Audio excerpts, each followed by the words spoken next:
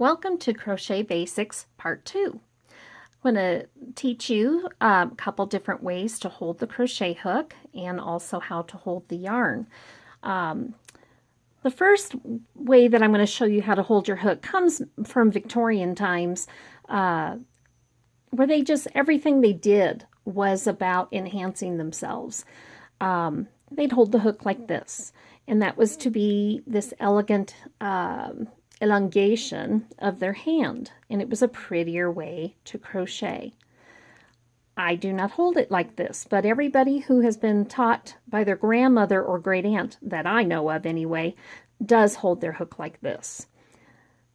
I hold my hook like this. It's not as pretty, but it's far, far, far more comfortable for me to do this. This particular hold, again, the Victorian hold, is the pen hold. It's like you're going to write a letter. Take your pen or your pencil and write a letter. The way I hold it is the steak knife hold. Not pretty, but it's effective for me. All right, so those are two ways to hold your hook. Or this way. Okay, your yarn.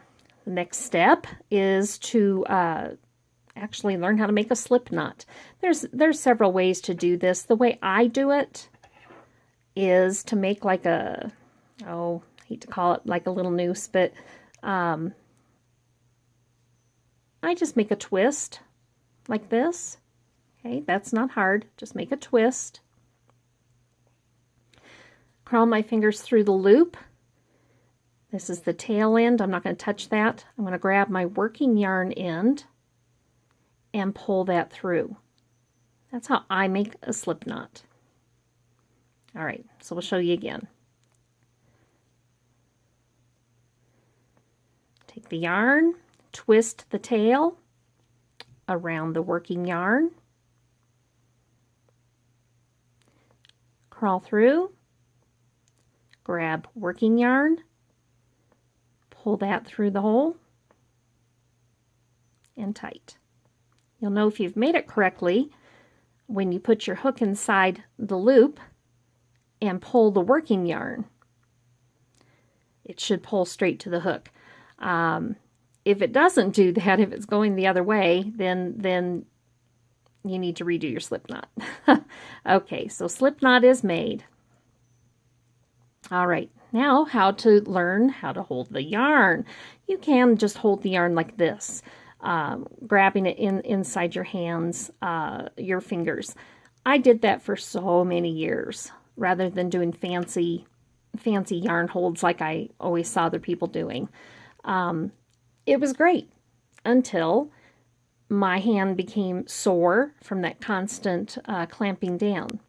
So I don't hold my yarn like this anymore. You can certainly do that.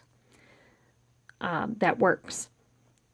What I do, I'll just leave that on, it doesn't matter, is over ring finger, under middle, over index finger. This is how I hold the yarn. When you're working the two hands together, you're going to have your hook hand, you're going to have your yarn hand, and they do need to work together. We haven't gotten to chaining yet. That'll be in the next video, but I'm just going to show you how I hold my yarn and how my hands work together here. My yarn hand, I take my middle finger and my thumb, and I am holding the yarn close to the hook. Okay, my hook hand, I've got my thumb on the thumb rest, and all hook maneuvering will be done with my hook hand.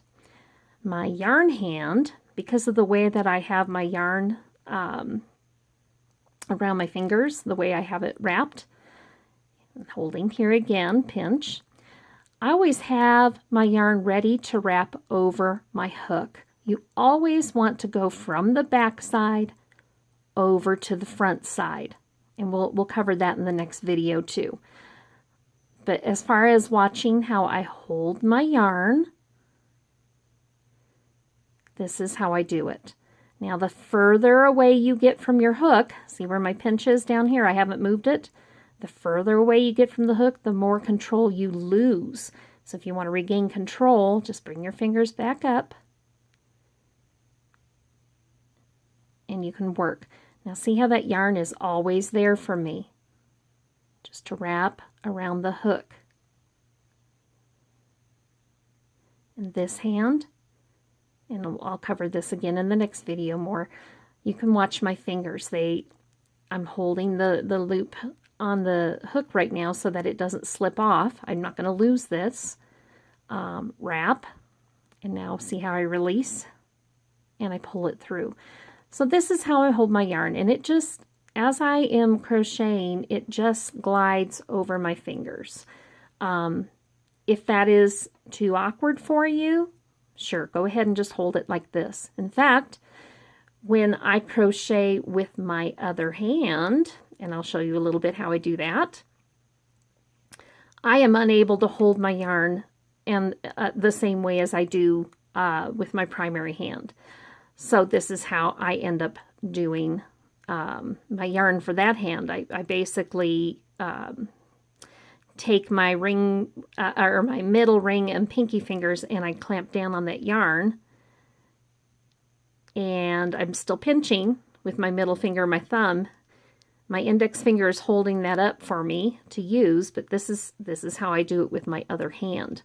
I am just unable to duplicate it perfectly from my primary hand, and that's okay.